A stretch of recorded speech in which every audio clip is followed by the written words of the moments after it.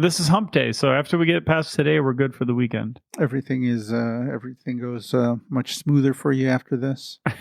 Pretty much. Pretty much. After today, like, it might as well be the weekend. Like, I'm just cruising. The hard work, the 72 hours, Monday morning to Wednesday evening, crunch, and then it's like more or less cruise. It's always the toughest. Yeah, it's like, when most meetings and this and that. So. Oh, I think we got a phone call. Let's see. Cory. Hey. Hey, Joe. Hey, Danny. It's Cory Potts. How are you, man? Great. This is so exciting to get to talk to you guys in person. Yeah? I hope we don't let you down. Good to meet you, man. Good to meet you. This is so this is Cory Potts, Cyclegator. We've been talking about him, and it's good to have you on the show. Thank you. Am I on the show right now? You are on the show. We just started the show. We were trying to get you on the phone and had a little bit of trouble, and we're making some small talk while you were patched in, and cool. We're happy you were able to make it. Yeah. Well, your show is. I felt like you made it for me. Really? Wow, that's high praise. Yeah. Oh, yeah. But yeah, that's how Joe starts. He gets that tape rolling, and then he calls. So you jump on. It's like, boom. Well, I've listened to enough episodes to expect it, actually. Yeah. So where I'm like, are you recording? Yeah, no, I made sure to be in a comfortable place, and I'm seated, and I've been trying to think about how to frame, a report for you guys about riding, what riding is like in Seattle, what the situation looks like out here, and just been looking forward to this for a while. Awesome, man. Yeah, I mean, we're fairly informal as Keep opposed it real. to yeah. Amazing to have you. I'm going to do a quick little game of Do You Know? Because today I was in the Chicago Rafa store, or clubhouse as they call it, in Wicker Park, and there is a gentleman there named Rory Jack. Do you know him? No. He's from Seattle. He is a super talented, 1 in a million talent in cyclocross. He is one of our heavy hitters here on the elite cyclocross scene in Chicago. He is from Seattle, and today we were chatting. He works in the Rafa store, and I went in there to hang out a little bit. But I saw this really cool steel bike in the corner. I'm like, "Is that yours?" And he's like, "Yeah, man, that's the one I built up to ride from Seattle to Chicago." Oh.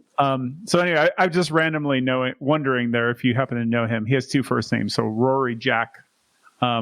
Lovely guy, a well-loved gentleman. And Joe, he told me, "Hey, man, I've heard a couple episodes of the podcast. No How's way." it going?" And I was like, "What? Really?"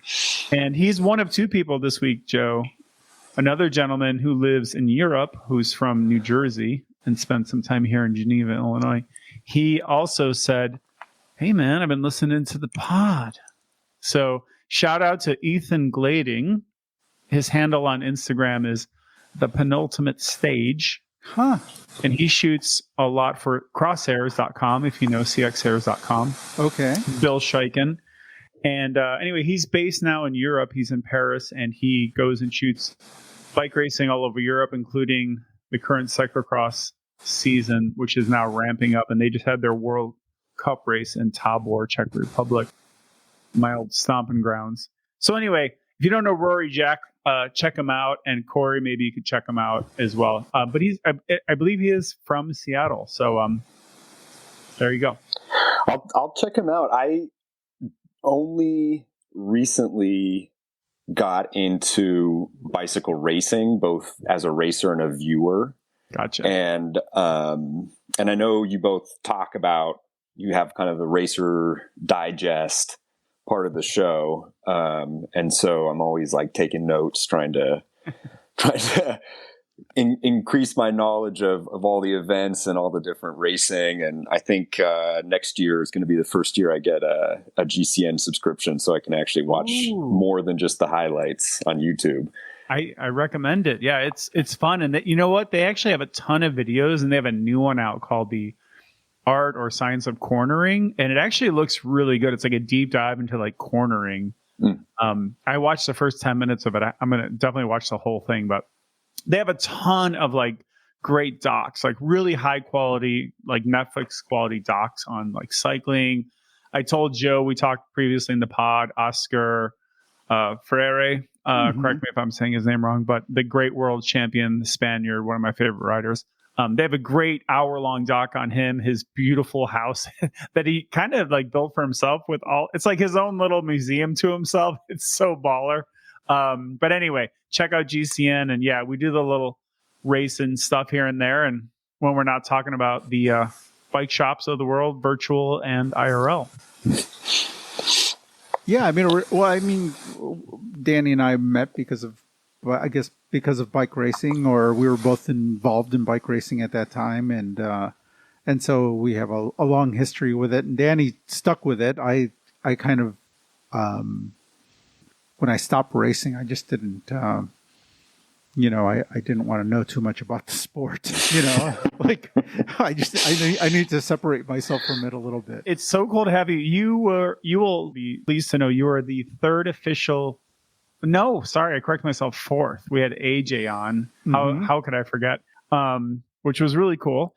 But you are officially the fourth guest we've had on the show after Ultra Romance, Kate Wagner, AJ Latrace, and now we have Cory Potts from Seattle. We're covering the globe, Joe. Yes, we are. And our first bike shop correspondent, which I hope to kind of make this a thing where we have some bike shop owners on and kind of get the feel for what's going on in their town, and in that part of the country, because things are different all over the country. Some places like Florida, they're just getting ready for their busy season now, as all the snowbirds head down there. And so their season kind of ramps up at this time of the year with people heading down to places like Orlando and, Tampa. And up here, we're getting ready to, bury ourselves in snow. And yeah, I don't think I ever saw a city with more bicycle shops than Miami. Really? Yeah, walking around, I was in Miami, I guess in 2015 in January, and we were staying in like the little Havana neighborhood, and there was like a bike shop on almost every block. And it was so cool because it was a lot of single speed stuff and kind of cruiser stuff. Mm-hmm. And I remember what they were selling was just customized cranks and rims and handlebars and all crazy colors and just a ton of cool stuff to make your bike really personalized. But me personally, though, I wouldn't make it down there. It's too flat. Mm-hmm. It's too flat. And I grew up in Seattle and I just love hills. So let me ask you, because I'm quite ignorant when it comes to Seattle. I've never been there. I want to go there. It's high on my list. But what's the riding like? What are your regular loops like? Do you have like lots of hilly routes? Can you go climb like all day if you wanted to, or do you got to kind of seek them out? Like what's it like? Because in Chicago we're pretty hungry for any kind of elevation. Yeah, obviously.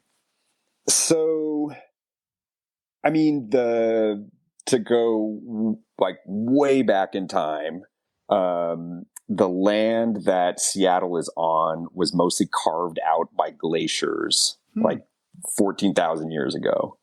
And they dug the main saltwater body that Seattle is on, which is called Puget Sound, which is to the west of the city. And then they just like dug out, they dug out all the land, and you can even kind of tell how they moved, because you can move through the city kind of north-south, and you can more or less stay. It's flat-ish, The rule basically, and I don't know if this is similar for kind of like lake country, but anytime you are moving away from water here, you are climbing. I mean, there's not an option. But if you ride north south in the city, there's a lot of options for staying flat. If you're moving east west through the city, it's just up down, up down, up down. And it's part of the reason I really like the hills is you get a sense of that kind of scale of time way more than if you're in a car. And you're just kind of pushing on the accelerator or you're braking going down a hill. Like if you're riding here and you're hurting going up a hill, you know you're hurting because of a glacier from so far back in the past. Thanks, Jesus, or Big Bang, depending on your. Yeah. So what's your main jam? Are you a road guy? What's your jam? Like, what's your main jam? Yeah, well, up until just a few years ago, I was mainly just a do everything by bicycle person. I had a brief stint as a bicycle messenger, and I got into kind of the alley cat scene, and I definitely got a taste for racing and the exhilaration of being in a race. Did you race a fixie? I did race a fixie. Nice. I did. Nice. Wow. I did. You got legit. You got street cred. So, I started. I was a messenger actually in Paris back in 2010. We got a lot to unpack on this show. Joe. yeah. This guy's got context. Yes. Yeah, and there was this, and the whole reason I was on a fixed gear was because I had been reading about this rapper in Paris whose name is Dynasty.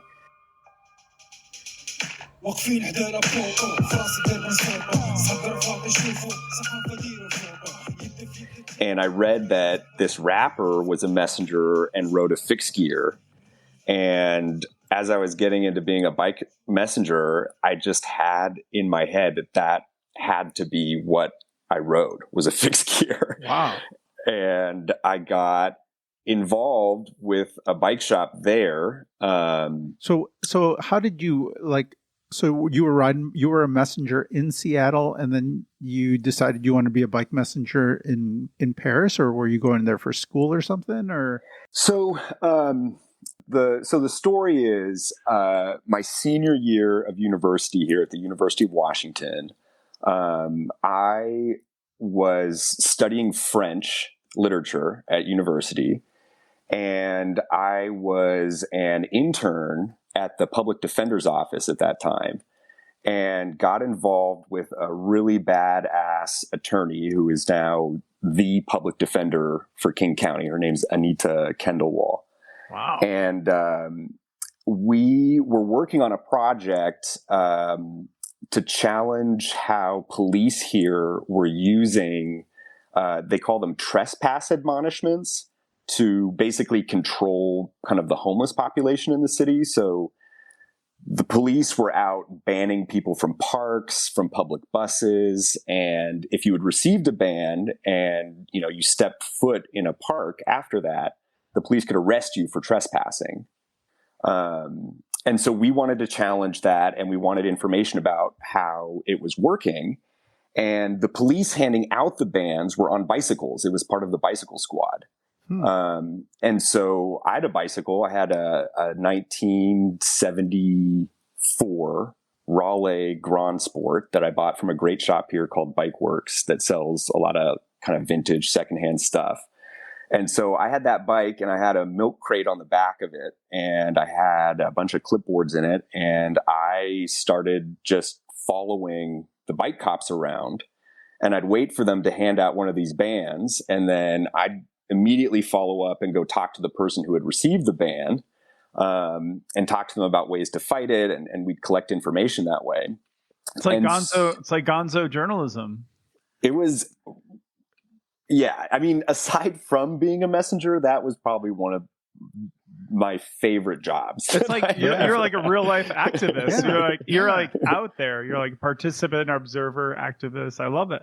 And we like got into it. The cops were so funny because they knew eventually what I was up to, and so they would do things like they would ride through the city and they'd like slow ride up to a yellow light, and then they'd pass through as I was following them, and I'd blow through the red, and they'd turn around, and they'd say, oldest trick in the red light. Yeah. Oldest trick in the book. Yeah. And so then I was, this was 2010, so recession time, and I was graduating, and they actually offered me a job to work as an investigator at the public defender's office, which is a job I have now. And I was interested in really learning French well and just kind of exploring. And I applied to teach English through a French government program where they put you in a public high school to teach conversational English. And I got placed in a school that I wanted to be placed in outside of Paris in an area, in a town called Clichy-sous-Bois. And so I got the job offer, and I got from France, and I got the offer to work at the public defender's office in Seattle. And I talked to my mentor, Anita, and she said, "What are you doing? You got to go to France, man." Awesome. Yeah. And so I said, "Okay, I'm going." And like 2 days before I was going, my mom said, "Cory, why aren't you bringing your bicycle with you to France? You love your bicycle." And I said, I hadn't even thought of it. And she said, "You definitely should." So I said, okay. So I packed it up, put it in a box, flew to France with it, started teaching at a high school there, and was riding my bike to school to teach. And the gym teacher there saw me on the bike and said, "Hey, do you know that there are bicycle messengers in Paris?" And I said, "No, I didn't really know that." And he said, "Yeah, you should check it out. The teaching load's really light that they give you. It's only like 12 hours a week." And that particular year, there was a ton of strikes. And so I was barely teaching like 6 hours a week. France is always striking. The famous French strikes, yeah.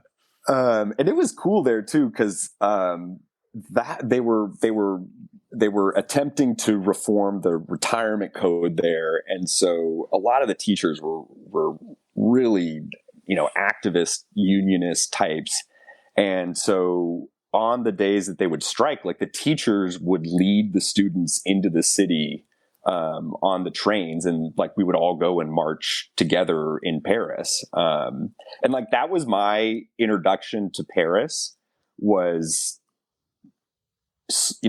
slow walking on streets, these incredible streets, like 1 mile an hour, just walking through streets, no cars, just part of the city, looking at all these beautiful buildings. There's like smoke everywhere from these smoke grenades that people would light, and it was incredible. And so this gym teacher told me about bicycle messenger work, and I said, okay. So I looked online, and I found a company that was hiring. Went in for an interview, and was pretty much hired on the spot. After telling a couple lies. Hope you had a good map. I know. He said, "Cory, do you know Paris very well?" And I just said, "I know it like the back of my hand, man. This is going to be fine." And this is like before, I didn't even have a smartphone at the time. There was no Google Maps back then, or at least not to the extent of what it is now. I had an iPod Touch. Like an early generation iPod Touch. So it had the full screen, but it didn't have any like cellular capabilities. And I could look up the location of streets, not addresses. And so that's how I would get around in the city. Wow. And so I started working on this old Raleigh, and it snowed. I started working in like December, and it snowed. And so some of my first days of work were like, I lived maybe like 10 kilometers outside of the city. So I'd ride into the city on the canals, Saint Martin. I'd ride in like in the snow in my Adidas, just soaking wet, and just, couldn't be happier. And then ride the cobble streets on a bike. And I remember the first day of work, my first assignment was to ride my bike to a doctor's office so that the doctor could weigh my backpack and like palpate my shoulders and determine that, that the workload would not be too hard on me. And it's now looking back on it, like this was right before food delivery by bicycle took off in Europe. And I stayed in Europe until 2016. I stayed mostly in Brussels after France, but, bike messengers, more than kind of like Uber drivers here, bike messengers became like the face of low paid, dangerous gig work in France. And, they were paid like by the delivery. They were paid really poorly. And the job that I had must have been like one of the last really good bike messenger jobs, because I got paid essentially a salary. And I had, they called an indeterminate work contract. So if I had wanted to, I could probably still be working that job now. I still actually talk with Sebastian, the owner of the delivery company, a little bit. But it was just an amazing job. I got paid no matter what I was doing. And so I remember one of their clients was France Television.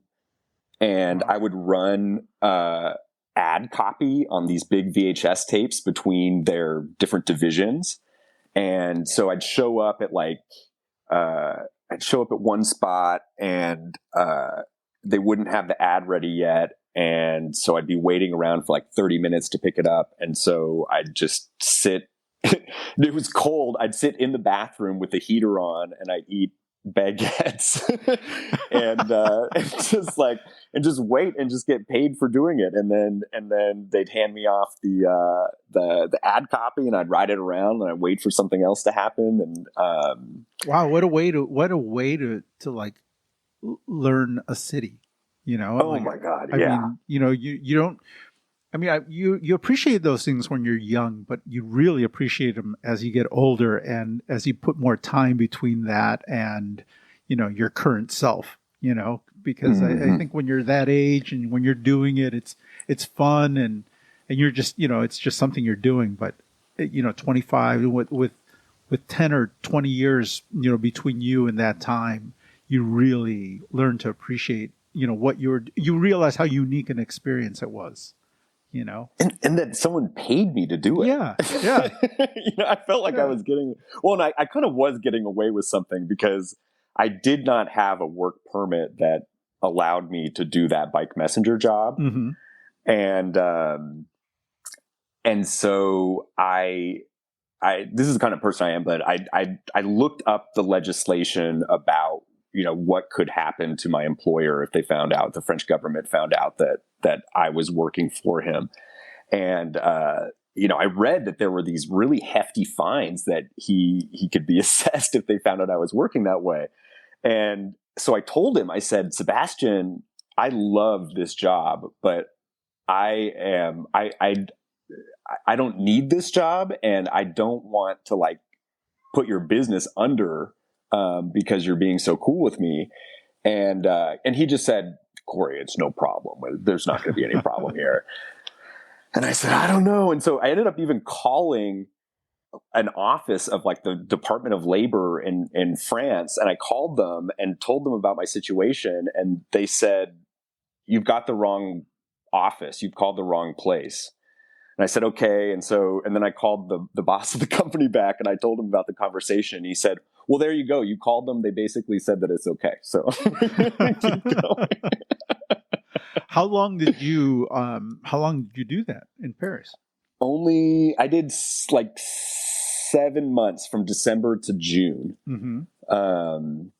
And that was also the first time that I was introduced to the power of bicycle shops. There's a really cool guy who, just a French guy, but he just loved Americans for some reason. He'd always talk about Americans were the ones who freed Europe from the Nazis and stuff like that. Wow. And he just let me, he would let me do all my repairs in his shop. He was right near the opera in Paris. And eventually he said, "Hey, Cory, it's getting really busy here. You know, do you want to, are you any good at bike mechanics?" And so I like lied again. I was like, "Yeah, sure. You know, yeah, that'll work out fine. I can come in on the weekend and wrench a little bit." And I came in like 2 weekends and it was just a disaster. And he eventually said, "You know, we don't need you to come in anymore." But he still was cool. He'd still let me come in and work and dig through his old parts and put bikes together. And there's that shop. And then there was like a really well-known a fixie shop there that's not open anymore. But they were hosting a bunch of the races and they were close with all the messengers. And like, it was so hard. Do either of you have much, well, you both lived in Europe, right? Yeah. Yeah, I lived in Spain and Danny lived in France for a while. I was just going to show you. I'm sitting at my desk and I have my carte de séjour. When I lived in France, I got it for 2 years, so I had my EU passport at the time, still valid. But yeah, that was my work permit. It's not coming in the focus here, but so you had a work permit? Yeah, I did. I did mainly because I got my EU passport because my parents are from Ireland, but. I totally was like resonate, like everything you said there made sense to me when you're talking about like trying to get your work papers. Yeah, but these are fascinating stories. And when was this that you were in France? What year are we talking? 2010. 2010. Okay. I moved. I graduated in 2010. I moved to outside Paris in September 2010, and stayed there until June. And then the next fall of 2011, I moved to Brussels and started school there. But like, very cool. So did you become fluent in French? Oh yeah. Okay. And then I ended up teaching French too when I moved back to Seattle and didn't have other work. But like Paris, making friends there was so hard, and it was kind of funny. Because I was used to kind of like US politeness, you know, so like if you're from you're just like, you could be from Portland and then you're in Seattle and you're in a group of people, you know, and people go out of their way to say, "Oh, you know, hey, you're from Portland. What do you do? You know, welcome," and things like that. And I remember like being in groups of people in France and in Paris, and just no one would say anything to me. And I would like work up my courage and interject and try to say something. And then people would just stare at me. It was so God. hard. I know that so well. Oh my God. My cousin, I always tell this, my cousin is married to a lovely French woman from Brittany, from the northwest of the country. And she's amazing. And when I lived in Paris, a very short spell, got to know them pretty well, and they have a lovely family, yada yada. But he's from Ireland, but he's been living in France for probably 30, maybe even more years now. And to this day, I think he still says he doesn't really have a lot of French friends. Like they're so impenetrable. Like their families are so insular in some ways. And this is obviously a generalization, but like he definitely has some French friends, but in terms of like really good friends, like his best friends are still like other Irish people, you know, Scots, whatever. So yeah, that makes a lot of sense to me. You said you studied in Brussels. Yeah. Did you do like a full degree there or what? Yeah. So then I ended up with a grant to study criminology.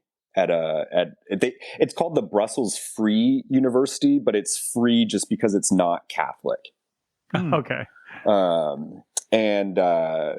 But it also was almost free. You know, tuition for a whole year was like 800 euros. Go Europe. In this master's program. And health insurance was €6 a month. Wow. So that's kind of how I ended up in Brussels in particular, was because I got this grant and I got into this criminology program. And so I went through, it took me 3 years to finish my master's program because I actually failed my master's thesis the first time I tried to submit it. No, But, this was. I'm sorry. This was all in French. This is entirely in French. Entirely in French. Yeah. Well, that's understandable, right? Well, kind of. I mean, it was kind of my fault the first time, the time that I failed. To write in French. Wow, to think in French. That's amazing. Sorry, but were you at all interested in any bike racing whatsoever? Like you're in Belgium. Were you like? No. Did you hear about the Tour of Flanders, like the classics? Like we're talking about 2010. So, did you have any interest at all, or was it just you were just totally in a different world? I'm embarrassed because like I love watching those races now, and the last time I was in Belgium, because my wife Margot is Belgian. She's from the northern coast of Belgium. Okay. And so we went back in September last year to visit, and like I borrowed my friend's bike. My friend runs a bike shop in Brussels, and I went out and like rode the Koppenberg and all the big cobbled climbs, so I could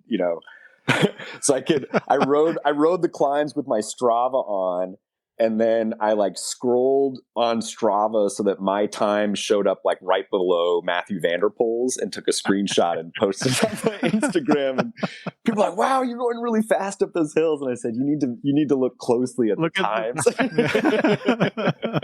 That's amazing. I love that. That's so cool. So is she from anywhere near Antwerp or east of there or what?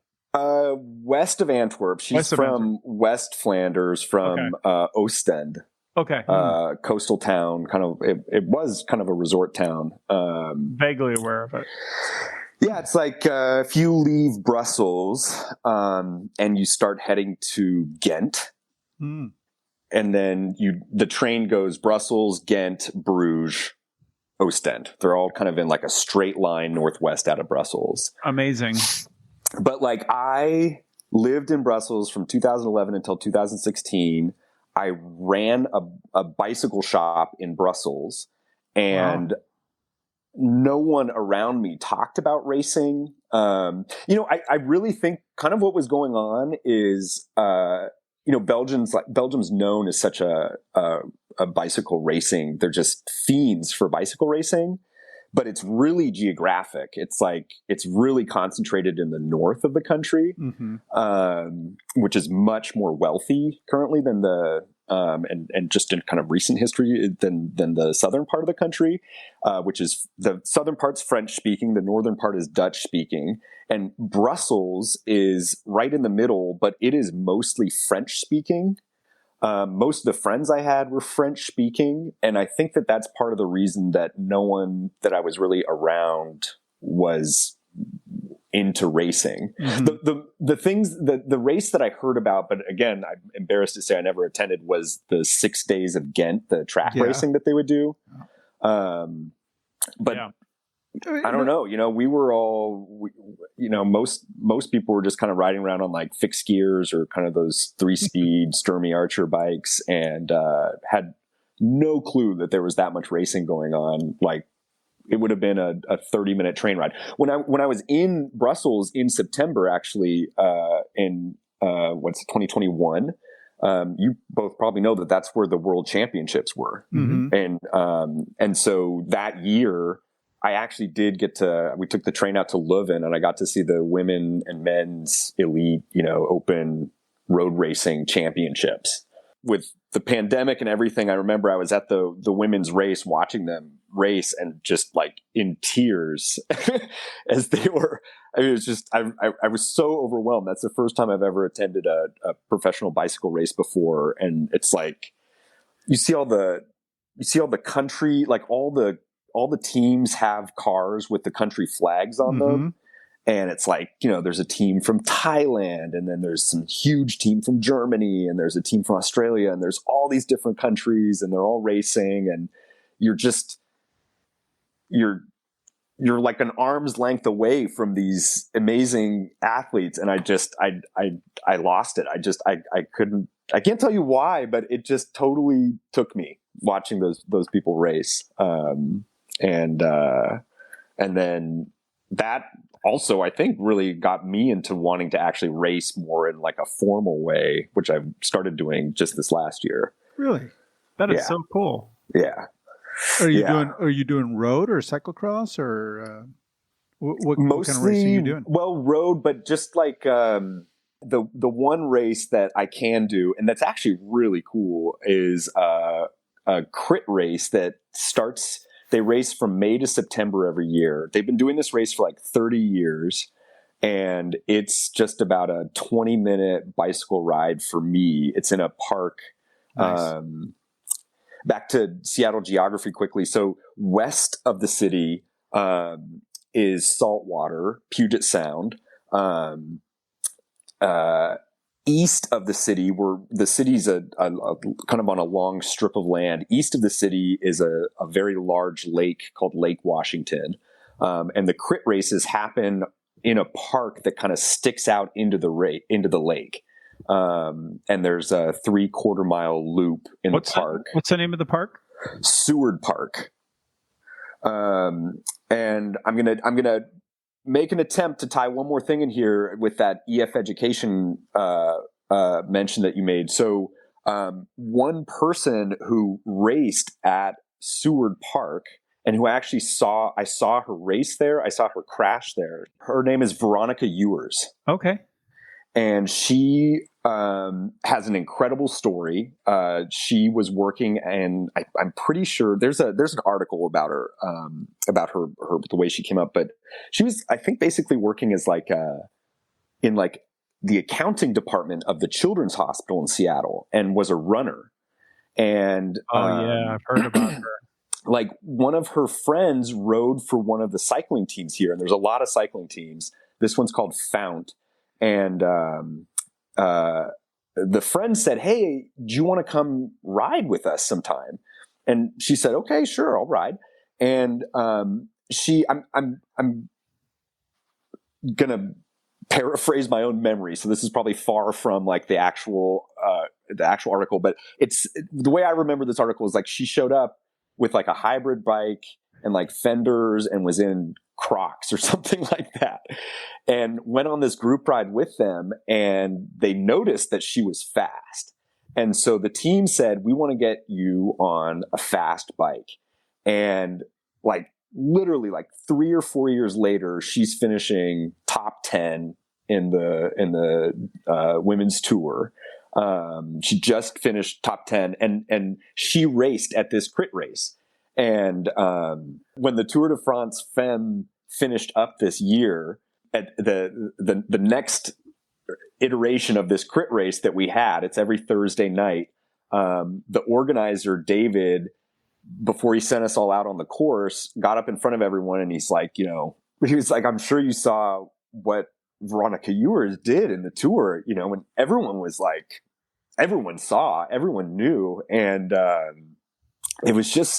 it's so cool to like race where that this like giant had been racing. And like she's on a couple like KOMs on Strava around here, and local legend.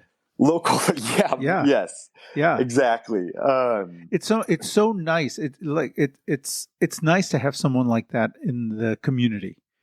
Because it almost feels like you're there. Like we had Christian Van de Velde, who raced for a long time, raced alongside Lance Armstrong, and did pretty well in the Tour de France himself. And he's an old friend, used to come through the shop a lot. And, for many years, we were able to live live that sport through him. And I've had several friends where, I'd watch them on TV, and it almost felt like it felt like being there, and to see them on the group ride on the weekends, or, run into them a few months after seeing them on TV.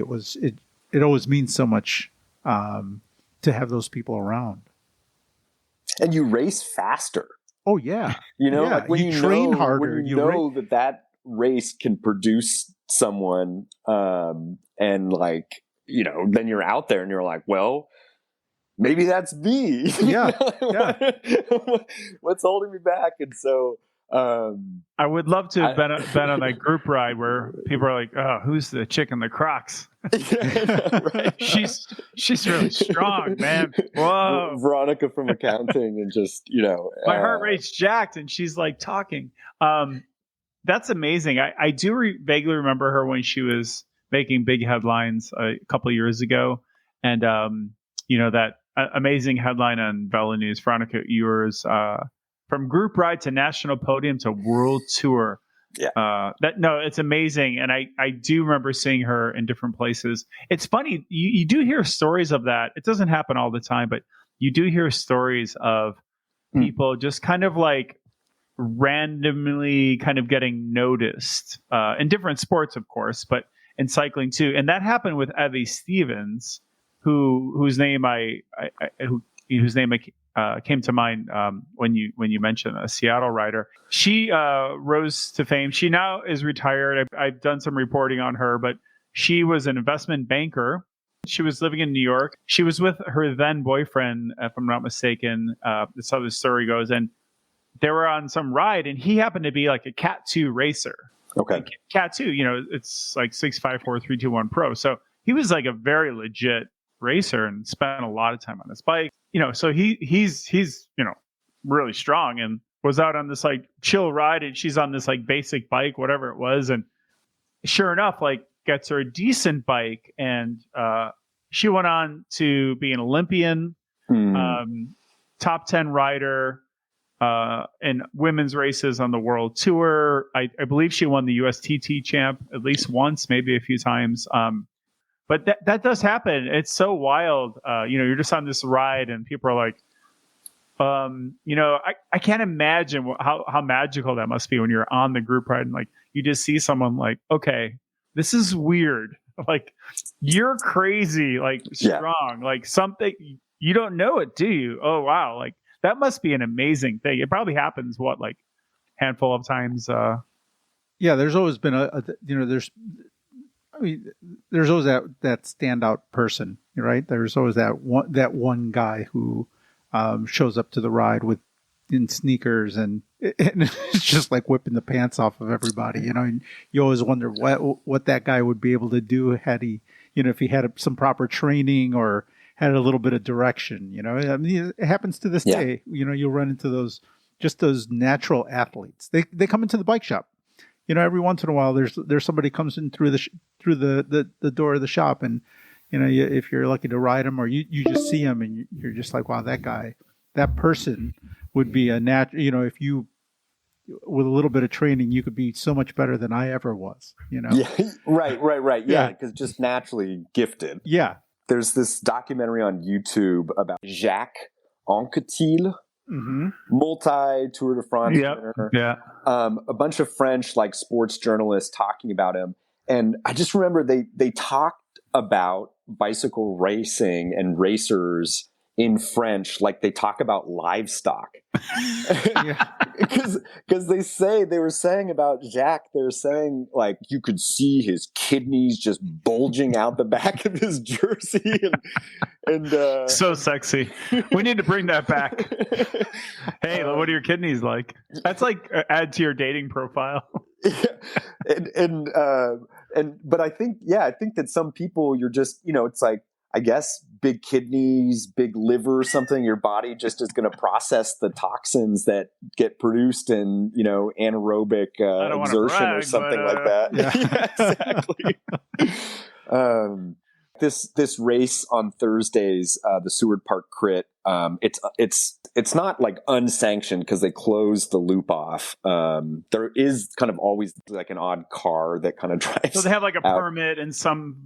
It's not like you don't need to have any kind of license to race. You sign a form at the beginning that says basically racing is inherently dangerous. If you die, we won't sue you. Yeah, and they say we don't recommend racing if you don't have health insurance. Yes. But you can sign up for any category that you want. They have 1, 2, 3, 4, and like beginner. And just this year they started a new kind of like learners race that they race at the very beginning. And back in the day, we used to call that the citizens race. I mean, it's and just in the last 2 years, to give you kind of a sense of the situation in Seattle cycling, like just and really since I guess it's a theory. It just anecdotally, it's really like since the protests in June 2020, there has been just an explosion of new groups of people cycling. And it kind of like during the protests, there was did you all, was this on your radar at all, that the CHOP in Seattle, the Capitol Hill Occupy protest, where the police abandoned their precinct? And it made national headlines. And you guys were like, I mean, depending on your political persuasion and choice of news outlet, it was either like, oh, look at this interesting thing happening. And if you were like on other sides of the spectrum, it was like, look, this country's going to hell. Look what the libs are doing. Oh my God. Like, that sort of thing. We won't go into all that, but yes, I was well aware of it. I'm sure Joe was. Well, and I had a guy who had bought bicycle parts from me years before these protests started, who started texting me during the protest and was saying, like, I can't believe, what the hell's going on there? And, he was saying, I'd like to come down there and give these protesters a piece of my mind and stuff like that. And, but anyway, just a funny, the way bikes bring random people together. Absolutely. Just out of the blue 2 years later. That's what we're all about. That's what we're all about. The theme of our show. Yeah, exactly. Theme of our show. So wait, I'm sorry, to clarify, have you been doing some racing there, or you're thinking of doing some in the future, or what? Or do you just go hang, or what? I started racing there, and let's see, I did my first race there in the 4-5 category last year, and I just did 2. Was it fun? And it was so much fun. I mean, I just and so I would race in Allbird, those kind of wool shoes. I was on a Kona Kapoo, a steel road bike. I had a 2x9 setup on it. Wait, you were in sneakers? I was in sneakers. Oh, I love it. I love it. Good for you, sir. I had platform pedals. Nice. I had on like gym shorts and my lightest t-shirt, the t-shirt with the least amount of material on it. It was just flapping around, and I started there and just little by little got more and more into it. And then this summer, I think I raced in like 10 consecutive races at the 3-4 level. That's a weekly. That's a weekly race. Is that right? That's a weekly race. Wow. Man, you're basically pro at this point. Yeah, really. It feels like it. I mean, not many people want to hear about it. Okay, honey, I'm going off to the races. See you later. Have my sloppy Joe ready when I get home. I know. Well, I got really into it. I got really into my diet, and I realized that like boiled chicken and mayonnaise was my jet fuel. Wow. And That's hardcore. So Belgian. Mayonnaise. I could put mayonnaise on it. I'd slam that like about an hour before the race, and then go out and race. And I ended up, I race on I got a secondhand Cannondale Super 6 Evo. Oh, nice. Wow. Yeah. It's got the Ultegra Di2, that's a real 2x10 group on it. You're basically rim brakes. Super pro at this point now. I know. And again, not all my friends, they don't understand how cool it is. I always want to take it out. I want to show them the bike, and they're like, it's a bike. I don't. Yeah, I see 2 wheels and a frame. What's going on here? Wait till you ride it. Then we'll see who's riding just the bike. Yeah.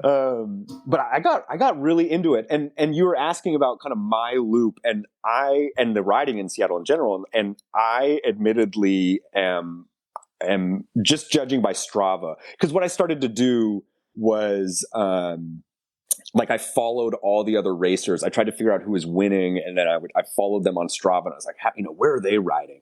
I love Recon. They're doing totally different riding than I'm doing. The Strava effect. I love it. Well, and actually, really, what kind of got me into it was a good friend who was already racing. He was just kind of low budget, die hard. He wanted to race every minute of every day.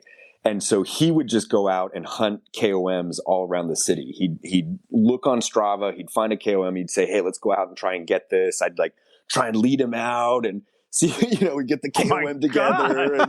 And, Jesus, you're venturing into cheating. It's gotten pretty serious, Daddy. This next thing you got the moped and the journey. Yeah. Like, oh my God, you're flying in guys from Belgium. You're flying in Mayo from Belgium. You're an undercover bike racer. There are support groups for you guys. Yeah. So so there's a lot, like I said, there's a lot of road teams in Seattle. So I'll just name, there's like Gene Johnson Plumbing Team. There's Fount where Ewers race. There's a cycling team. There's Taco Bell or Taco Time Racing. So there's a bunch of different teams, and like they go out and they do group rides together. And when they do group rides, they'll get out of the city, and you can pretty quickly get onto some really great. You're not on like protected bike lanes, but you can ride, for like 30 or 40 miles pretty unobstructed. You can kind of pace line, and you can get into like, there's big valleys down south of the city. If you head east over the lake, there's two floating bridges over Lake Washington with bike lanes on them. And you can take those out east, and you can get into like the foothills of the Cascade Mountains pretty quickly. You can ride north, and Seattle's like fairly dense, but you could get into some pretty kind of depopulated areas and go ride there. And so I see them doing that. Like a lot, you see a lot of like on the weekends, they'll do, like 80 miles, kind of pace lining, stuff like that. And then there's the race on Thursday that most of them are doing, and there's other racing going on. But like, that's a lot of their training rides. And then my friend, Tyler, we were out like hunting KOMs in downtown Seattle, and I'm pretty good friends with a lot of the messengers here. So like, we're like weaving in and out of traffic, and like, timing the red lights so that we can get the KOMs. And so all my training is in the city. I never ride really more than like 5 miles away from where I live it's called Capitol Hill. And then another friend of mine, Matthew, he got me into these ratioed miles. Does that mean anything to you? No. Have you heard of that? Mm-mm. So I definitely think, because then aside, this is like, I'm kind of telling you all about like a lot of road racers, but there's a lot of people that go and bike out far in either the Olympic National Park, which is out west, on the Olympic Peninsula, or they'll bike in the Cascade Mountains, and it's gravel, it's on forest roads. And so these ratioed miles are kind of a thing with them. And so it's 100 feet of climbing for every mile. That's the ratio. And so people plan the routes out, keeping that ratio. Gluttons for punishment. Yeah. We love it. And so I kind of took that and applied it. I overlaid it on the city, because Seattle, there's like 7 hills, they kind of say, that are in the city. And each of the hills is like around like 300 feet high. I think the highest hill is like 400 feet. And so I now kind of have these like hill districts around the city. And so like I went out and rode today, I think. Did you have your lead out? I rode. No, Tyler moved to Las Vegas. Oh, the lead out moved. He's gone, and no one likes to ride hills really that much. You got to bring in a lead out from Belgium. I know.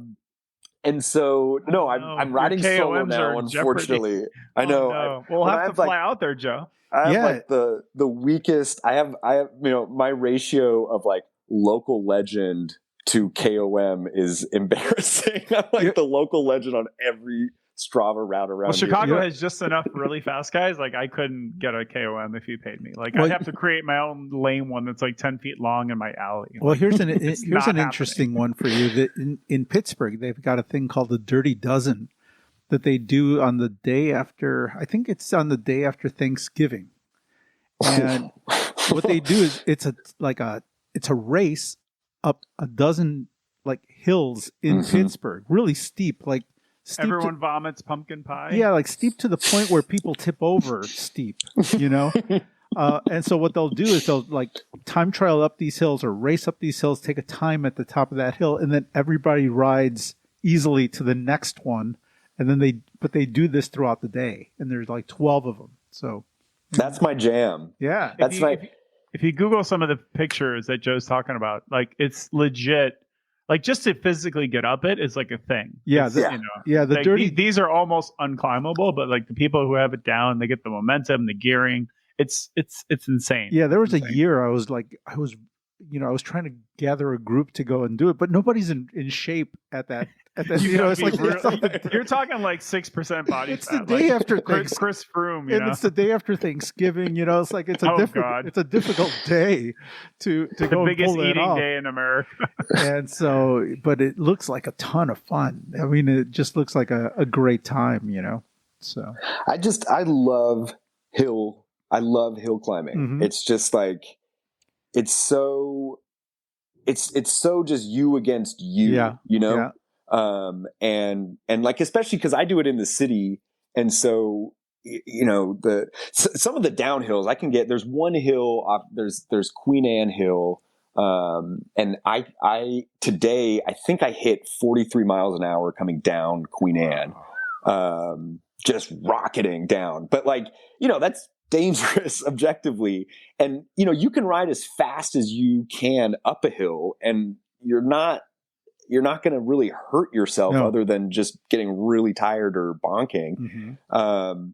But it's just so it's breathing, it's pacing, it's, you know, I'm focused on what's my gearing today? What am I pushing? What am I able to push up this hill? Can I stand up? Can I not? And it's like, at my bike shop, for the first 3 years of its existence, I offered apprenticeships. And so I'd bring in a group of like 3 or 5 people, Mhm. and they'd come in and kind of train to be mechanics in the shop for 3 months. And I'd have them assemble secondhand bicycles kind of under my direction.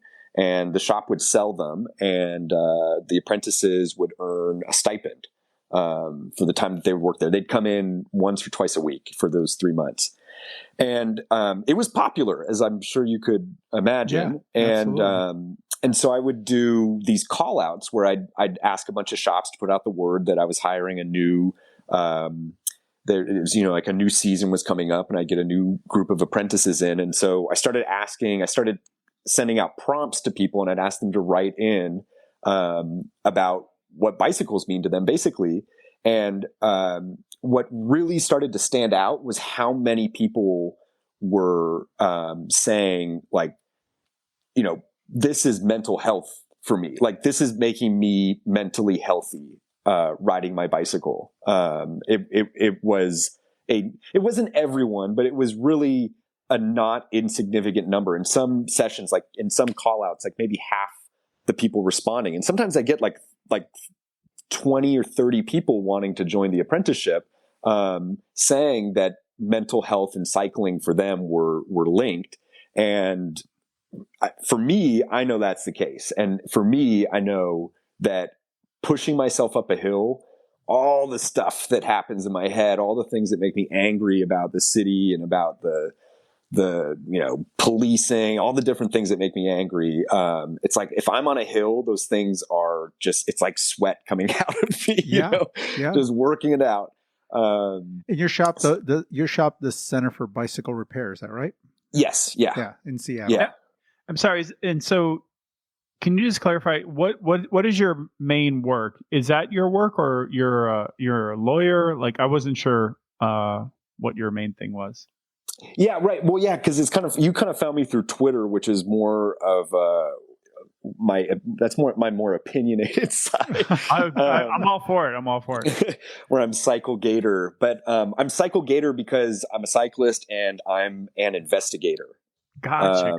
And so in my office, there's 8 investigators, and so you don't have to have a law degree. I don't have a law degree. I don't think any of the investigators right now have law degrees, because we're not actually practicing law like in the courts. Our job is to collect information for the attorneys to help.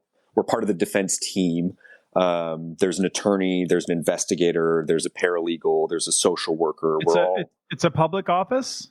It's the King County Department of Public Defense. Gotcha. So I'm a public employee, and that's it's a union job. It's 40 hours a week, and that finances the Center for Bicycle Repair, which is a business. I was intentional about.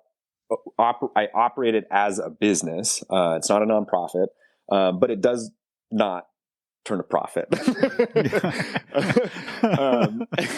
a nonprofit in everything. Many bike shops. Yeah, except that I pay taxes.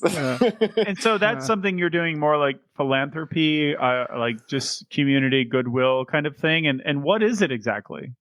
Well, so it's like the shorthand for it is, for me, I just think of it as a pretext, because I saw and benefited from a lot of the social aspects of bicycle shops, and I really listen. I'm so attentive when you're talking about you. You even asked the question, kind of like that definition of what is a shop versus what is a retail store that sells bicycles. Mm-hmm. And like, I don't have the definition, but I've benefited from shops. Yep. And I saw how much good that did for me to be in those environments and the connections I made. And I ran a shop in Brussels, and then I moved back to Seattle in 2016 and wanted to kind of recreate the same kind of shop that I was in Brussels. Mm-hmm. And so kind of opened it for that reason. Like I wanted those connections. And then the other thing that the shop does is you probably also have heard that Seattle is growing at like just a breakneck pace. And it has been for a decade. Amazon is headquartered in downtown Seattle. We have a lot of big tech here. Home prices are exploding, and the neighborhood, which is called Little Saigon, that my shop is in, it's just wholesale redevelopment going on around me. Across the street, very soon they're going to be tearing down 2 blocks worth of businesses, like a Vietnamese supermarket and some kind of beloved restaurants are going to be completely wiped out and replaced by 11 stories of apartment towers. And this is happening everywhere around the city. And there's so much talk about what happens to a city when it loses its artists and it loses, like, I'm sure in 1999, protesters in Seattle stopped the WTO from meeting mm-hmm. in Seattle. Yeah. And we got this like reputation of being this kind of like anarchist place. And like that, despite, the chop in June 2020 was kind of an anomaly because the city lost a lot of that spirit as it became more and more expensive. And a lot of the people who were doing that kind of work just got priced out, and they moved to places like Olympia or Eugene, Oregon, or, so all this growth is happening. And, me, I work at the public defender's office. I kind of see it show up in the criminal justice system, but like, I'm not part of that discussion at all. Mm-hmm. It feels like the people with the money, the developers, the people, they're like looking at a map and they're saying, this building, I'm going to tear it down and I'm going to build something with, my money. and that's going to be mine. And I kind of was feeling like, how do I still be part of what's changing, and not only be an observer or just, a part-time protester or something like that. And so the bike shop was a way to like occupy space on the sidewalk. And I not only kind of have a front row seat to it happening, but like now the shop has been in two really cool buildings. The building I'm in currently was built in 1932. It's in Little Saigon. It's in the larger neighborhood is the International District. We have Chinatown, Japantown, Little Saigon are the three kind of neighborhoods that make it up. And the building I'm in, it's 2 stories. It's brick. The upstairs of the building, as best I can tell, I haven't been able to find a lot of like research about it, but it looks a lot like a tenement. It's made up of these kind of 12 by 8 foot rooms. They each have a closet in them. They each have fixtures for a sink. And so I'm working there, I'm thinking like, okay, like 1932 Seattle, like you might move into this neighborhood. You might rent one of these rooms and have kind of a shared kitchen, and like, that's your foothold in the city. And that's how you kind of come up in the city. And like I've been doing, Joe, you were talking about getting ready to do some renovations on your shop. And I've been doing a bunch in my shop because I'm getting ready for this event. I'm going to have a bunch of people, hopefully, this Sunday talking about traffic safety in the shop. So I'm like digging in deep into the building, and it feels so good. Really. I mean, it just feels positive, like to have my hands on the same lumber, and the same, it's the same building that like that could have launched these people into the city, and you're launching something of your own, I mean, with these conversations, and you're still, it's a place where things are happening. I mean, I think it sounds like you and I kind of grew up in shops, or at least spent really good time in shops, and that's kind of that's part of why the current state of the business right now bums me out, because the conversations that are being had about the bicycle business have nothing to do with the shops that I grew up in and spent time around, where we never really talked about business. Like business was something we had to do to like keep our jobs. We had to sell stuff, but it was not, it was not the priority. It wasn't the overwhelming thing to any of my bosses. These guys were in many ways they were anarchists. It's the first shop that I worked at, was famously visited by Abby Hoffman, back in the day, and they were proud of that. And the people that I worked for always had that kind of anarchist streak in them, like screw the man, we're doing what we want to do, attitude. And I don't find that anymore. I find, the guys that had that in them are the ones that are leaving the business now in droves. They're retiring. There's every year there's less and less of them. And in a lot of ways, I feel like it's our responsibility for us to kind of keep that spirit alive, because we did learn from those guys. And we were able to see what it was all about. That whatever it is right now is not what they intended. It's not.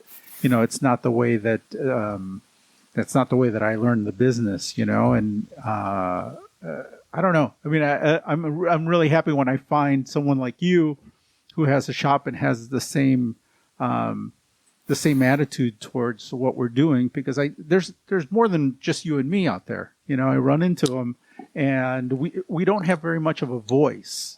Right. We don't have we're not organized, because by nature we're not. Right. By nature, we're not those kinds of people. We're not networking and trying to move ourselves up the chain. But unfortunately, I think it is going to take a little bit of that. I mean, in our own way. I mean, our way may be to hand out flyers or talk to somebody at our shops, and I guess this is the this is the modern way of doing that. Just throwing a podcast out there and throwing out a line and see who's listening. And I'm really that's why we're really happy to connect with you, and and to hear what you're saying right now really hits home with me. Because I feel the same way.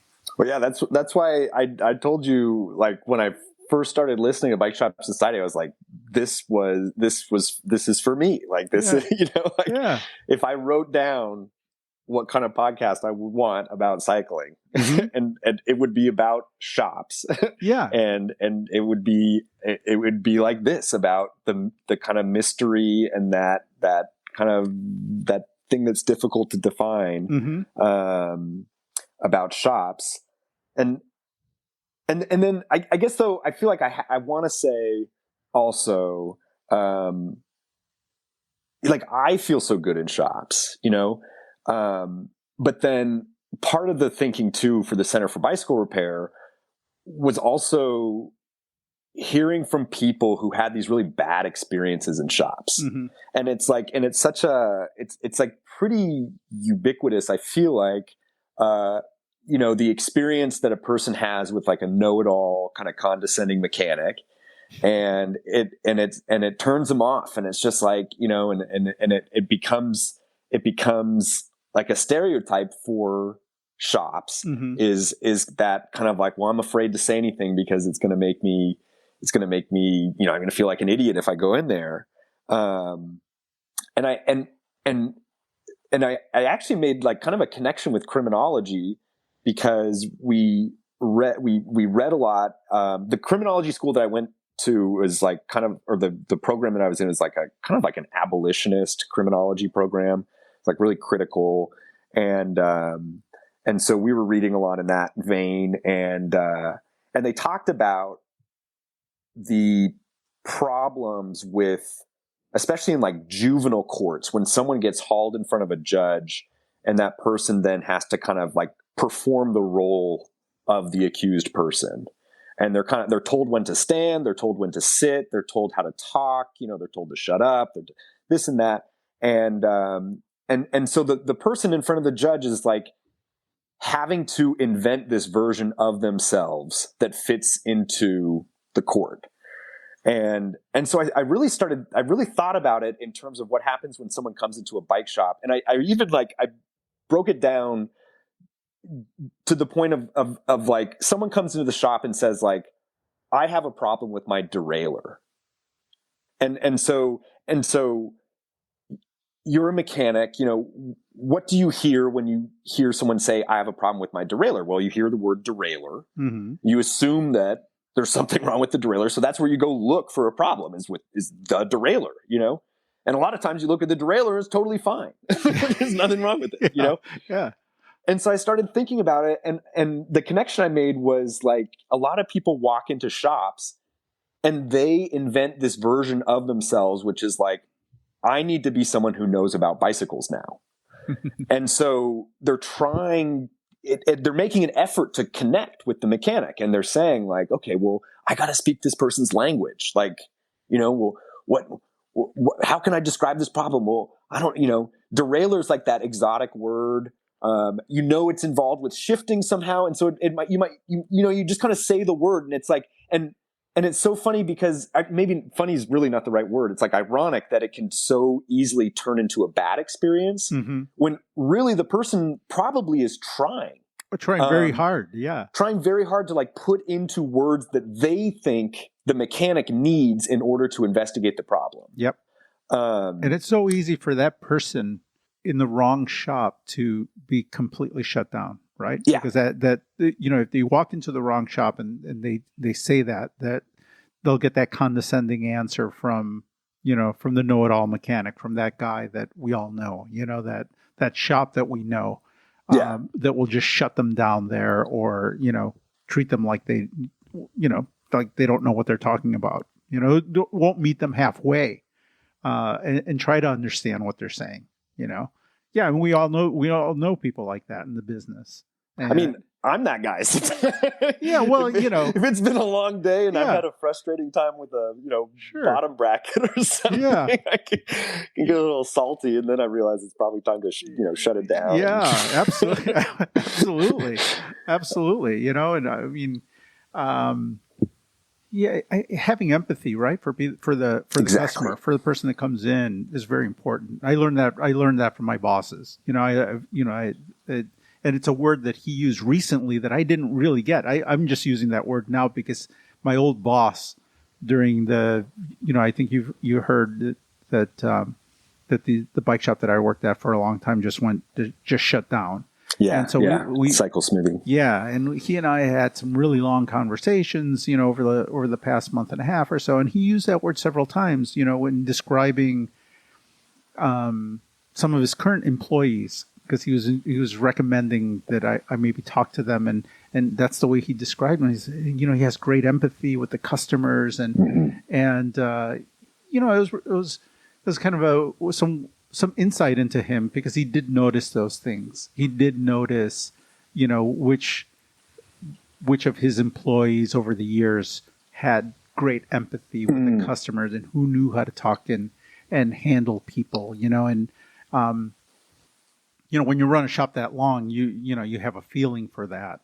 And I have a feeling for that. I'm like, I know who's good with customers and who's not, and who to send out to try to help someone with their bicycle rack, and who's the one that I don't want out there trying to help that person with a bike rack, and to hear from him and hear him put it in words, I was like, oh, it's yeah. I mean, I've always done it by feel, but he put a word to it, and that's exactly it, right? Having empathy for what they're trying to do or what they're trying to relate to us. So, yeah. It's funny too, that word derailleur. It's funny you pointed that out, because for me it's like this funny weird. It's like I remember like learning the word, and I'd see it a little bit more and a little bit more in like cycling magazines, and like I'm like, I don't even know how to say this word. This is before like Google Translate. I'm like, I'm giving up. I don't know. I was probably in the business for 10 years before I knew how to spell it. I was going to say, I remember saying one time to someone, like, you're a proper cycling journalist when you can spell derailleur without like looking it up, or without having Google saying, did you mean, but it's funny too. So it's one of those words that if it comes out of your mouth the wrong way, things can go south quickly. And I noticed too, the Brits often say rear mech.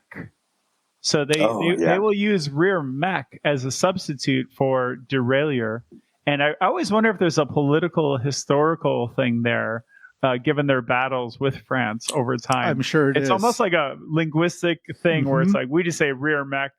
I've heard that a lot in like GCN videos, I think, where we would normally say derailleur, but who knows? But that's cool. And by the way, your shop kind of reminds me, I don't know if they're the same or similar, but I don't know if you're familiar with Working Bicycles, which is in Chicago.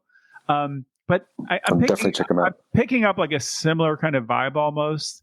They're a very large store. They're on the south side of Chicago, and they take a lot of like donations, and people can go there and find a fascinating wide variety of like bike parts and bikes and gear, but it's like kind of discounted. It's like for folks who maybe have lower income, who are looking for like a good secondhand bike.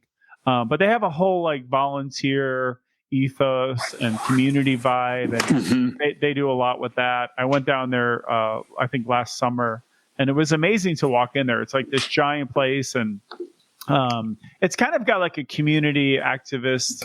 Maybe activist is too strong a word, but it has a forward community kind of vibe to it. Joe knows this shop, as well. Yeah, it's a non-for-profit. So what they do is they collect used bikes, keep some of the good stuff and sell it through the shop to support some of their efforts. And then they ship container loads of bikes all around the world to different groups. They send people to South America and to Africa and teach them how to work on bicycles, and then they'll send container loads of bicycles to them once a month. Most bike shops in the Chicagoland area work with them. I'm a collection site for them, so people can bring their bikes to our shop, and every few weeks they'll come through and pick up 10 or 15 donated bikes, take them back, and not everything is a bad bike. They get donations of some beautiful bikes. I've seen some real collectors' bikes go through there, and that's what they use to kind of keep the organization moving forward and pay the rent and support the building and their efforts. That's a good overview, Joe. It's called workingbikes.org, Mm-hmm. and they're a great shop. I just randomly had like a bunch of random gear and parts and stuff, and I hit up a couple bike companies that had sent me things over time, and I said, I never used that, just different things, and they're like, oh, like if you want to donate it, that's awesome. And I said, super cool. And I just brought down a bag, but the point is, like, I kind of had never been there, and I was always like, I've always heard of this place, I've seen it in my social feeds, and I finally went in, and I was really taken aback. Like, it's an amazing place. Yeah, it's a cool place. Everyone there has like this great purpose, this great vibe, and it's like well organized. It's like this huge, massive place, and I've seen their Instagram posts and stuff where they'll just have like literally a semi-tractor trailer full of like bikes. Like, we just sit around, and it's really like, talk about the power of the bicycle. It was really cool, and I've been down a couple of times since, and just for the cycling dork, you will see like funny, cool, quirky things there. They have like old signs and like just rando stuff. Some of it's for sale, some of it not, because they want to kind of build up their almost like memorabilia. But they have like cool, quirky old signs and like random old jerseys and just things like that. It's actually like a great place to go visit. Like, if you're in Chicago and you love bikes, like you want to what a real place like that looks like go check out Working Bikes. Like, they're a cool organization. Yeah, they also have helped. They're usually the last people to come through a bicycle shop that's closing down locally. So after that shop, if there's like a local shop closing down, the last 2 or 3 days after the fire sale, and you haven't been able to sell anything. That you've sold everything you could sell. They're the ones that will come in and take everything else. All the random bits and pieces that like a 130, boxes full of 130 stems and stuff like that. But I was quilt stems. But I was looking at your shop online there, Cory, and some of the Instagram stuff, and it looks really cool and kind of reminded me of like that. You guys are in the same universe, and you do a lot of training, right, Cory? You have a curriculum for teaching and like training new mechanics or people that are interested in getting in the bicycle mechanic business or working in shops. Yeah, well, the roots of the shop are there, training, and a couple people who have trained in the shop went on to become, professional wrenches. And then one I even hired back on as a teacher. But I wanted to say two things. There's a shop here that sounds very similar to the one you're talking about in Chicago. It's called Bike Works. And I had that kind of shop on my radar when I started opening the Center for Bicycle Repair. I felt like what I wanted to do that was a little different and that was personal to me was I really wanted to try to build something that would operate successfully as like a standalone business. It's really important to me that the shop find a way to monetize what it's doing in a way that could carry the shop forward. And it's kind of going back to what we were talking about where are these shops going and why are they being replaced kind of by these retail operations. And I really wanted like the financial pressure on the shop to be able to have it shape how things would go moving forwards. Cause I wanted to prove that this model of shop can be financially viable and that it doesn't only have to exist kind of in the nonprofit realm. And then the other thing is just the shop is really experimental and went through a period. The shop's going to be 4 years old on Halloween. And for like the first 3 years, I was working with this kind of apprenticeship program. So people would come in and work in the shop for 3 months. And then in 2021, just sales dried up. They just kind of disappeared for me. And I think a little bit what happened was there's like a mini boom during the pandemic, early part of the pandemic. And kind of, people were introduced to cycling at a time when, like, for me, there's been a lot of recent advances in bicycle construction, like disc brakes and these kind of do-it-all bicycles. Like, it's light, it's fast, it has 40 millimeter tires on it, it has disc brakes. It's just like a really wonderful machine. And there's so many good bicycles that aren't that, but as people became initiated to cycling and to all this good new stuff, now something with like a 1-inch headset and rim brakes, people are, it's almost worthless to a lot of people. Yeah. And that's most of the bicycles that are in my shop that I was successfully selling right up to the pandemic and kind of during the first part of the pandemic. And then the sales just kind of disappeared for me. And so I had to stop the apprentice program because I couldn't really pay people to build bikes that I wasn't selling. And I shifted. And the first thing I did was I started offering one-on-one repair sessions.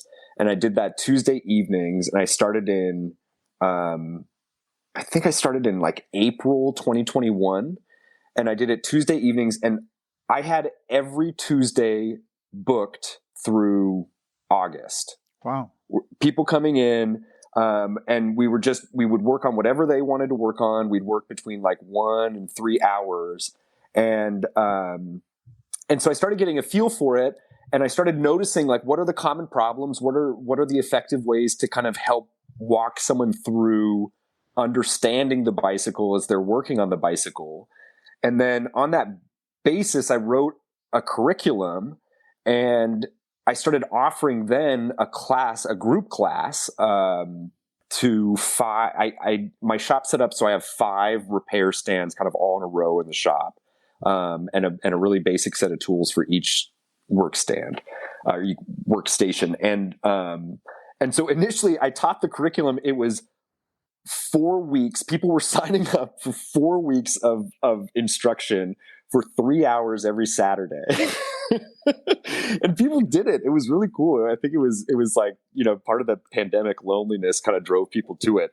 And then it started to get really hard to get people to agree to make that kind of time commitment. So then I condensed the curriculum to 2 weeks.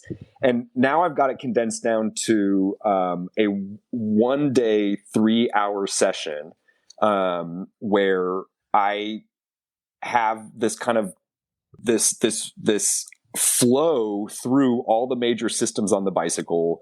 And I've designed it based on all the work that I was doing with people. And so we don't talk about derailleurs, and shifters or brakes or things like that. We talk about controllers and components and how they communicate. We talk about bearings. We talk about wheels. We just kind of like break the bicycle down into some of these fundamental categories. And the goal is to kind of introduce some concepts in the 3 hours that a person could use to understand any bicycle. And so I try to tell them, like, you don't need the vocabulary. You don't need an encyclopedic knowledge of compatibility or things like that. Because, like, one of the things that I realized, I really rely on feedback from students to help shape the curriculum. And so, like, one of the things that a student pointed out as they were in the class, they said, "Oh, the cable actually moves on the bicycle. And it was something that had, I've been a mechanic for a long time. Like I had not really ever thought that I would explain that to someone, that when you pull on a brake lever, the cable is physically moving back and forth like tug of war, but to people who were just brand new to mechanics, it's like, that's new information for them. And it even, looking back to it, even kind of makes sense because people talk about tightening your brakes. Mm-hmm. So it's like, oh, I want to brake better. I want this cable tighter. and I tell people, like, we sometimes in the class we use cable cutters. We cut through pieces of cable so that students understand kind of how strong this stuff is. And so I'm kind of telling the students, like, this cable doesn't get really any tighter at any point that you're using it. But it's moving. You've got a head of the cable, and it's installed in this lever up here. And when you pull the lever, the head moves, and then the rest of the cable moves behind it. And then you get movement out of your mechanism in the back. So like, that's the kind of stuff that we teach. And then the other thing, I said, like, it's kind of a pretext. The other thing that I've been sticking with, and I actually learned this model in Brussels, but it's pay what you want, pay what you can. And this is like really common in Brussels, kind of like, squatter communities and kind of anarchist groups, but they call it a prix libre. So you pick the price, and it has been so important to the shop. One, for me, because I'm shooting from the hip. Like I don't usually know what's going on. Every class is going to be different. And when I know that the student is just going to pay what they want, pay what they can, I feel great all the time. I don't feel pressure to do something specific. I was joking with one person. I had like a one-on-one class, and we were trying to work on their brakes, and we just couldn't get it to work exactly the way that, I wanted or the person wanted. And I was kind of out of ideas, and there wasn't really anything else we could do. And, and I said, I know this is going to sound shitty, but this is as good as it's going to get, And I said, keep it real. Yeah. And I said, but you know what? You pay what you want. So if you don't like this outcome, then you pay me what you think it's worth. I'll give you money. Go away. But then the other thing that's so great about it, though, is like the students come up with these great things. They just, spontaneously they say it, like something that's so confusing to everyone is like, what does it mean to shift up versus shifting down? And what's a high gear and what's a low gear? Totally confusing, right? Yeah, it's not intuitive at all. It's not. And I had someone come in to work on his bicycle who's a stylist, and we were looking at the rear cog. We were looking at the cog set, and we were talking about high, low, and he said, "Oh yeah," he said, "it's like a pyramid. The low gears are at the base, the high gears are up at the tip." And I thought, that's really that is the best. Yeah, I've never seen that written down. I've never, and so that's why, again, like the pay what you want, pay what you can. I let him know, like, you added value to this shop by telling me that, because so many people are going to benefit from what you just said and your way of understanding. It's like when a child explains something. It's so perfectly. It's beautiful because it's so like clear, and they're not overthinking it. I really like that. That's really cool. I hate to interrupt, but I have to ask you, as our guests, we do this thing where we fire off some questions at you. Yeah. May I please fire off a handful of questions? This is Spitfire. Great. Okay. What was your first bike, Cory? Oh, when I was really young, it was a Specialized Hard Rock that didn't have the double triangle frame. It had the down tube that kind of connected midway up the top tube. It had those real thick aluminum tubes, Yep. Red. Yeah. That's probably, I was like 10. Nice. Very nice. What is your current bike or bikes? I've got the Super 6 Evo 2016. I've got a 2017 BMC Road Machine. Whoa. Yeah. 2 nice road bikes. And I've got an all-city Space Horse disc. That's the one you ride around the city, right? I think I saw you with a pair of fancy truck. Pants. And I've got a Collian track bike, a small builder down in Arizona. Okay. And I've got a Davidson tandem and steel touring tandem, and Davidson's a local builder in Seattle. Nice. Wonderful. How do you spell that Collian bike? Colian. Gotcha. Your favorite beverage? Oh, it's you know what? It is coffee. It's coffee. It's a drug. What's your go-to coffee drink? I have a special stovetop espresso machine that incorporates a milk foamer, and I get some oat milk up in the milk foamer, and I make my espresso every morning with that. Really? Wow. Amazing. Yeah. The last great book you read? What was the book that really? Oh, well, God, this is going to sound so contrived, but the Zen and the Art of Motorcycle Maintenance. Nice. Have you guys read that book? No, I have not, but I'm aware of it. Oh man, just if you read the last chapter, this person, Robert Persig, I think wrote the book. Mm-hmm. The last chapter of this book, I read it, and I was posting pictures of the pages of the book on my Instagram because I was like, this guy is writing about my shop and my thinking. I mean, it was Really? it was eerie. Yeah, Zen and the Art of Motorcycle Maintenance. Okay. And just the last chapter. It's a heavy read for the rest, but just the last chapter, I really, really recommend. I remember always seeing that book like on bookshelves, and especially in college, I'm like, I got to read that book. Now you've inspired me. If you could win one race, which would it be? Oh, this Seward Park crit race. Yeah. Keep it local. I want the $40. I want to win back my entry fee. Yeah, nice. What is an album that you will always listen to?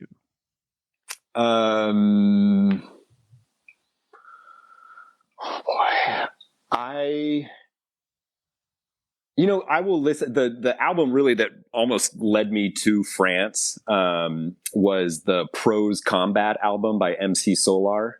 Oh, I know MC Solar. Yeah, another French rapper. Yeah. I listened to that and just imagined myself in Paris. I will never stop listening to that. I have Paradisque, but I need to get that one. Yeah. That's so funny because I listened to him when I was there as well. Small world. Somewhere you've always wanted to visit but haven't? Chicago. Oh my God. Easy. Good answer. If you could go back in time, when and where would you go?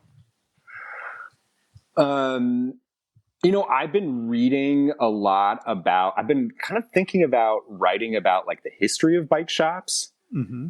And so I've been reading a bunch about kind of the origins of bicycle manufacturing. I would love to be in like 1870s Hartford, Connecticcut. Wow. Where it's like small arms manufacturing, sewing machine manufacturing. Like it was just like the early days of they call it like moving out of the shop and into the factory. Mm-hmm. I would love to see that. I would not love to live through the Civil War. But I would love to see that moment in time. You said 1870s, so Industrial Revolution era. Yeah. Last question, favorite writer of all time? Jacques Anquetil, the guy with the big kidneys. He was known to eat oysters and drink champagne between stages in the tour back when he was racing. I mean, Veronica Ewers, but that's not modern.